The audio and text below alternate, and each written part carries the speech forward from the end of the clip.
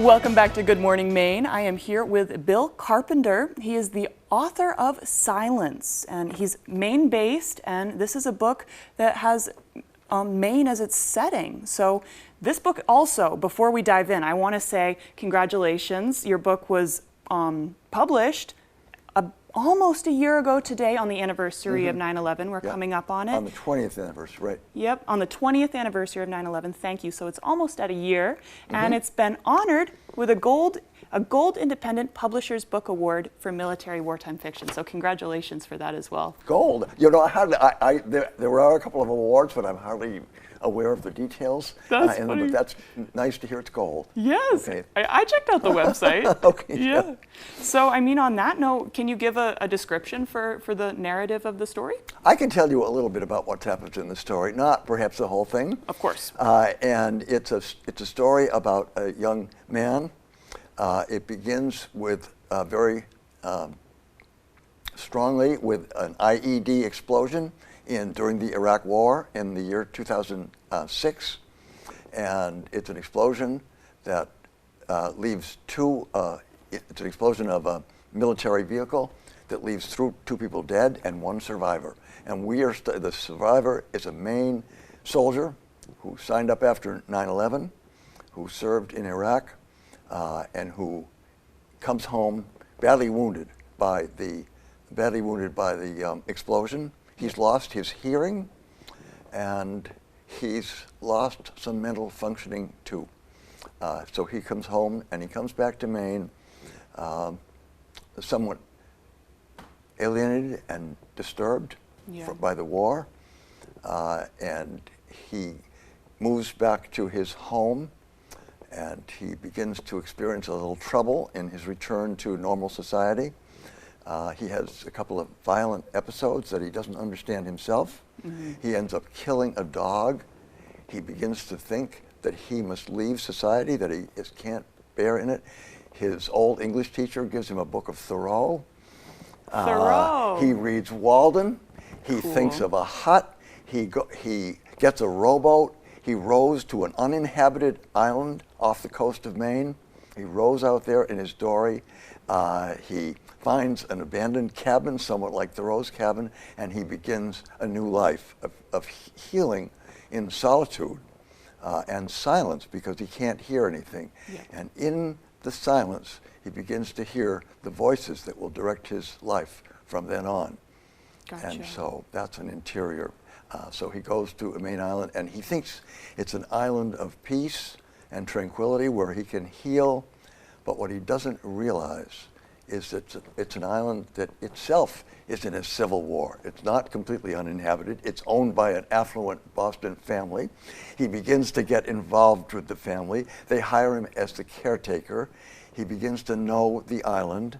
He eventually discovers under the surface some remnants of a lost indigenous civilization that lived there, part of the maritime archaic culture. And he finds some tools and influence of their civilization, and he feels a sense of deep community with these people that he has actually discovered by accident, just stumbling upon a place where a tree was uprooted, revealing the burial site of an old culture. So he has a special interior knowledge of the island. Yep. So there's a lot of themes going on here. There's a lot of themes going on in there. So this could be extremely relatable for people who have been to war and who have experienced things like this, for one, and also it could be relatable for people who live in Maine, and who a lot of people get that sense of, I just want to row away to an island, a remote island somewhere. Exactly. And Maine is a place where you dream of going to and starting a new life. How many people have done that?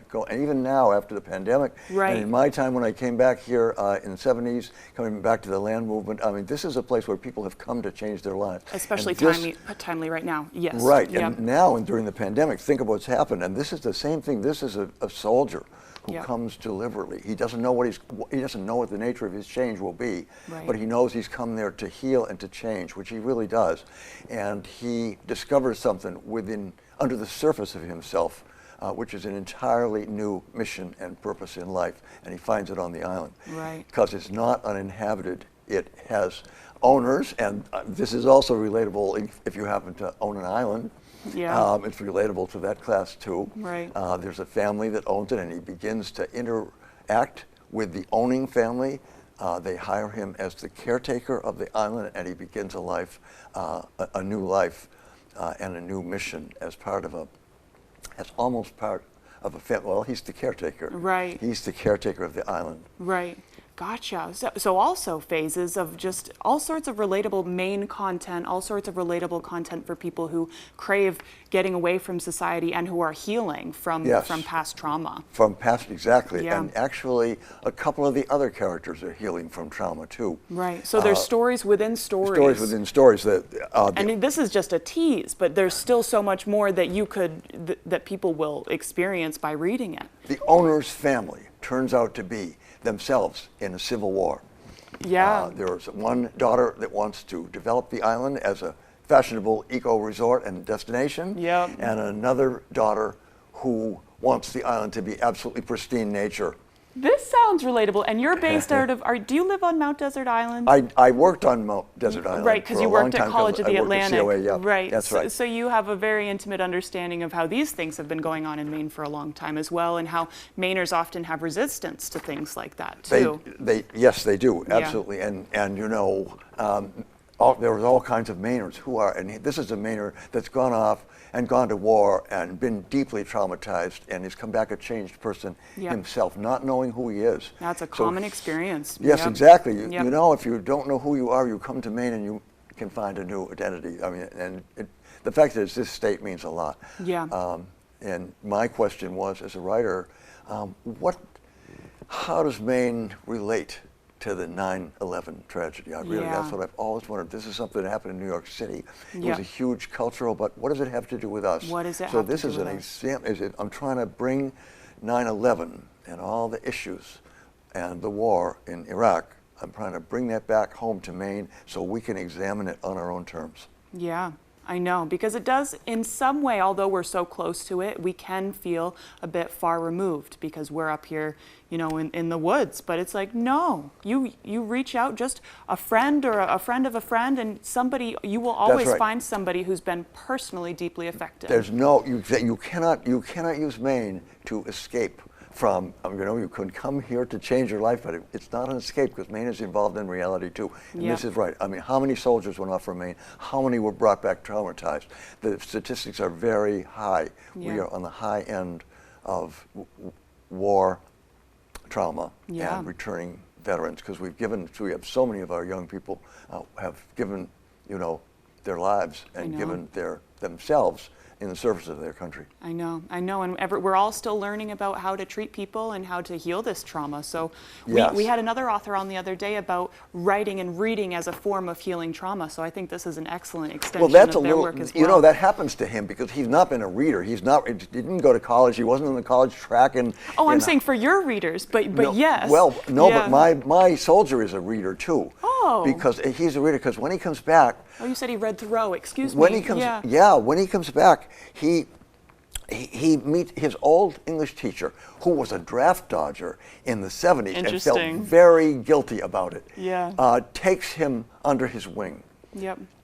Teaches him, he's a pilot, the teacher is a pilot, teaches him how to fly for one thing, and also gives him the book of Thoreau. And this young person who hasn't been a reader begins to realize, and he begins to read Thoreau, and he realizes from Thoreau that the real secret and meaning of things is under the surface. Yeah. And that's the way, so when he goes in, when he goes to the island, he looks under the surface of the island where nobody else has looked and finds an ancient civilization Yeah. that has lived there. So he's looking under his own surface to find out who he is. Right. That's beautiful. And so timely to always. That'll always be timely. He hates the enemy that attacked the United States and that he fought in the war, the enemy in the Mideast that killed his two buddies Yep. in his crew. But if you look, he finds that when he looks underneath, the enemy is there too. Yep. It's in him. It's not outside of him. Yep.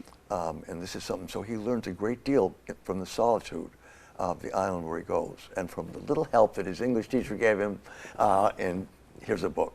It often happens just at the right time. Right. Somebody hands you a book that changes your life, and that's what happened to him. Many lessons wrapped into one. And if we keep talking about it, we'll probably reveal way too much of the plot. Yeah, that's right. We Yes, have to now tease it enough for the future readers. I know. Well, to that point. thank you very much for coming in and being with us today, Bill. Oh, that's fine. I have really enjoyed it. Thank you for having me here. Of course, thank you. We'll throw it over to our full weather forecast with Devin Biggs. Thank you, Devin.